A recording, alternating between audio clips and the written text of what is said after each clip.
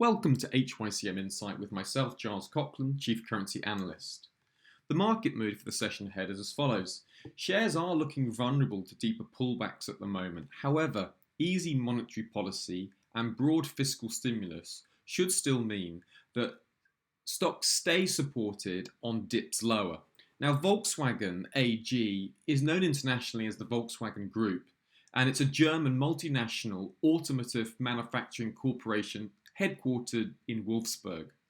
The shares are entering a strong time of the year. From June the 27th through to July the 27th, the shares have gained 12 times in the last 15 years. The average return has been an impressive 5.77%, and it's seen an annualised growth rate of 98.37%.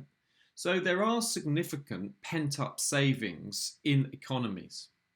The main risk to this trade is on any negative risk tones that weigh on US stocks, or any faster than expected US bond yield rises could result in shares continuing to fall lower in the near term. So this outlook is not without risks.